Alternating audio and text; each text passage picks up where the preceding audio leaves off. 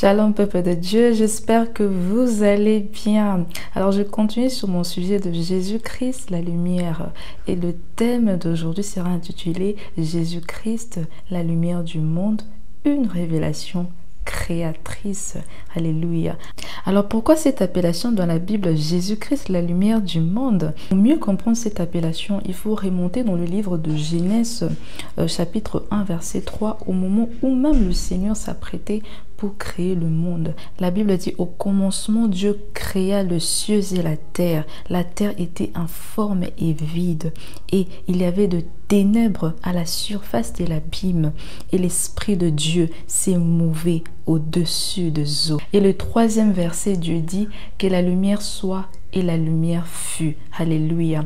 Remarquons bien ceci. Dieu a rencontré trois grands problèmes avant de commencer à créer le monde. Le premier problème, la terre était informe. Le deuxième, la terre était vide. Et le troisième, la terre était plongé dans les ténèbres. Dieu avait un plan de création, mais il ne pouvait rien créer tant que l'obscurité régnait. Pourquoi? Parce que dans les ténèbres, il est impossible de créer, il est impossible de voir, il est impossible de discerner, impossible même de poser des fondements d'un projet. C'est pourquoi Dieu a résolu de traiter d'abord l'obscurité. Comment l'a-t-il fait? Par la parole. Il a parlé, il a dit que la lumière soit.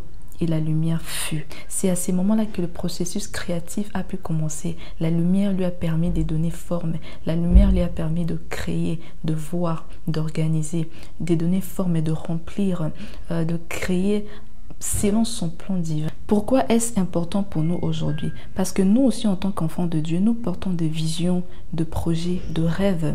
Mais souvent, nous faisons aussi face aux mêmes obstacles. Notre vie ou notre situation semble informe, vide de sens ou de direction, plongée dans des ténèbres de peur, de confusion, de doutes. Et tant que la lumière n'y est pas là, tant qu'il n'y a pas la lumière, rien ne peut changer, rien ne peut commencer. Alors que fait la lumière? La lumière t'éclaire, elle te révèle, elle te permet de voir clair et d'identifier le vrai problème, de déclencher une compréhension pour savoir comment, par où commencer, où aller.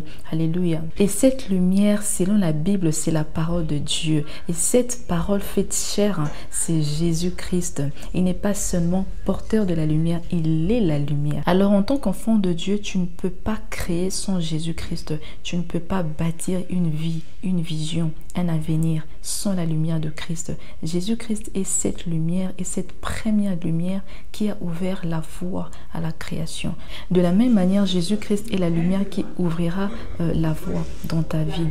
Quand tu as reçu Jésus, tu ne reçois non seulement le salut, mais aussi la lumière qui éclaire ton chemin. À travers la lumière, Dieu va se révéler à toi. Il va te montrer tes erreurs. Il va t'équiper. Il va te donner la capacité de créer, non selon toi, mais selon lui. Car la création de Dieu, c'est la création la plus parfaite.